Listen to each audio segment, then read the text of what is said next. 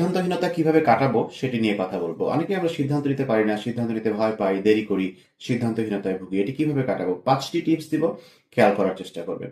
প্রথম বিষয় হচ্ছে যে ছোট, ছোট সিদ্ধান্তে অনুশীলন করতে হবে। প্রতিদিন ছোট, ছোট বিষয় নিয়ে দ্রুত সিদ্ধান্ত নেওয়ার অভ্যাস করতে হবে। যেমন কি খাবেন, কি পড়বেন ইত্যাদি। দ্বিতীয়ত, সবসময় পারফেকশন খুঁজবেন না। 100% নিশ্চিত হতে গেলে অনেক দেরি হয়ে যেতে পারে। এটা কিন্তু কখনোই সম্ভব না অনেক সময়ই। সো এরকম করতে গেলে কখনোই আপনি শুরু করতে পারবেন না আসলে। তৃতীয়ত, সময়সীমা বা টাইম লিমিট সেট করুন। প্রত্যেকটি সিদ্ধান্তের জন্য একটা নির্দিষ্ট সময়সীমা বেঁধে দিন। এই সময়ের মধ্যে আমাকে সিদ্ধান্ত নিতে হবে। সময় শেষ, সিদ্ধান্ত চূড়ান্ত। ৪ নাম্বার, আত্মবিশ্বাস করতে হবে। নিজের আগের সফল সিদ্ধান্তগুলো মনে করার চেষ্টা করুন।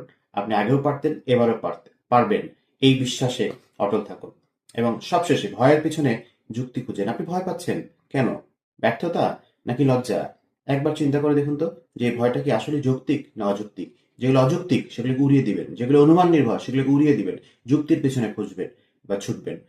সবাইকে অনেক, অনেক ধন্যবাদ। এই কয়েকটা জিনিস মনে রাখবেন, সঠিকভাবে দ্রুত সিদ্ধান্ত নিতে পারবেন। সবার জন্য অনেক শুভকামনা।